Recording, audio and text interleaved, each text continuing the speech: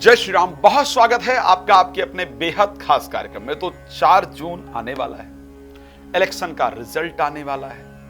कौन सत्ता में फिर से उभर करके आएगा और एक्चुअल में मोदी जी के कब तक प्राइम मिनिस्टर रहने का योग दिख रहा है, इस परिस्थिति पर आज इस कार्यक्रम में हम चर्चा करेंगे।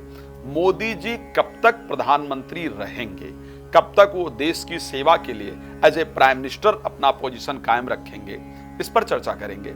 और क्या डिफरेंस है राहुल गांधी की कुंडली में और मोदी जी की कुंडली में, इस पर भी हम चर्चा करेंगे। क्यों एक व्यक्ति राजघराने में पैदा हुआ है, पीढ़ियां जिसकी राज करते आई हैं, लेकिन उस व्यक्ति को अगर देखा जाए तो वो व्यक्ति सत्ता में काबिज नहीं हो पा रहा है।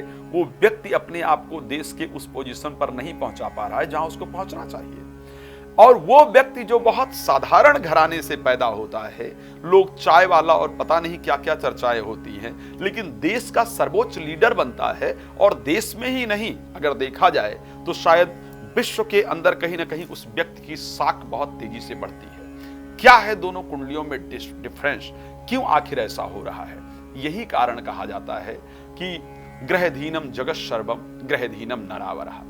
एक व्यक्ति राजनीतिक सर्वोच्च परिवार में पैदा होकर के भी वो चीजें नहीं सीख पाया, वो चीजें नहीं समझ पाया, उस प्रकार से लोगों के दिमाग पर अपनी छाप नहीं छोड़ पाया। लेकिन एक व्यक्ति का जिसका राजनीतिक घराने से कोई लेना देना नहीं, वो व्यक्ति आकर के इस पोजीशन पर पहुंच गया। यानी अगर इस संसार में सब कुछ कोई करता है तो ग्रह करते हैं। कहा गया तुलसी नर को क्या बड़ो, समय बड़ो बलवान, और भीलन लूटी गोपिका, वही अर्जुन वही बाण। तो समय बड़ा बलवान होता है। सो आखिर मोदी जी कब तक प्राइम मिनिस्टर रहने वाले हैं?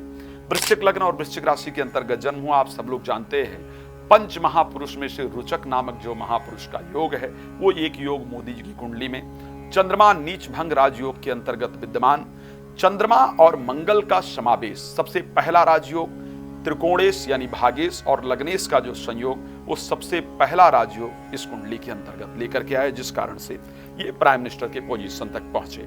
दूसरे राजयोग की बात करते हैं तो सूर्य और बुध का एक साथ जाकर के एकत्रित होना। सूर्य दशमेश होकर के लाभ भाव में जाकर के बैठे और उसके साथ बुध साथ में बैठे, बुद्धादित्य योग। एकादशेश का और दशमेश का सुंदर संयोग, ये दूसरा राजयोग इस कुंडली के अंतर्गत विद्यमान रहा।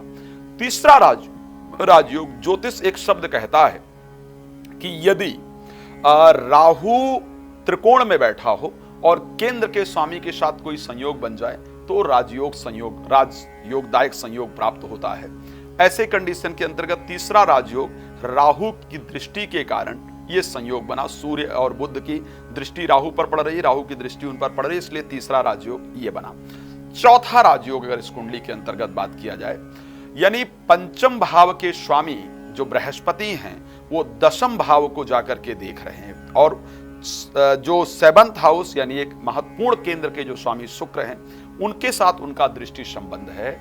चौथा भाव प्रजातांत्रिक मूल्यों का कारक जो भाव है, वहां पर बृहस्पति का जाकर के बैठे होना, शनि का उस घर पर दृष्टि देना। शनि प्रजातांत्रिक मूल्यों के कारक सबसे प्रबल प्लैनेट है। चंद्रमा और शनि प्रजातांत्रिक मूल्यों के कारक हैं। वहां पर जाकर के इनका बैठे होना, ये 5 राजयोग किसी भी व्यक्ति को अपने देश में अति विशिष्ट पद पर पहुंचाते हैं। चौथे भाव में बृहस्पति के बैठे होने के कारण कुछ जनता ने एज ए संत या पूजा करने योग्य जो व्यक्ति है उस दृष्टि में माना, और इसीलिए धार्मिक परिस्थिति में ज्यादा रहे।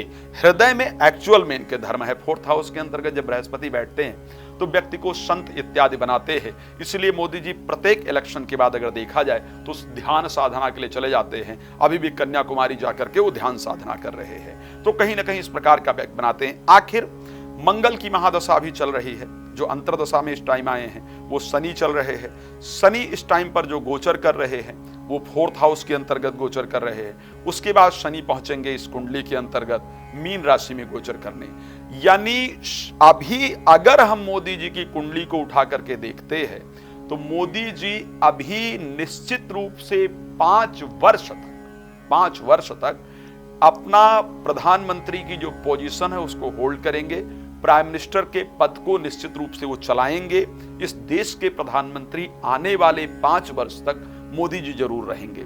अब दिक्कत एक बात की और है, जब शनि 6th हाउस के अंतर्गत गोचर करने जाएंगे यानी मेष राशि में, यानी जब तक वो अंतर्दशा में रहेंगे तब तक जाएं, इस प्रकार की परिस्थिति तो नहीं है। तो अभी आने वाले 5 वर्ष में निश्चित रूप से भारत के प्रधानमंत्री आदरणीय मोदी जी रहेंगे और उसके बाद मंगल के अंदर बुध का अंतर आ जाएगा।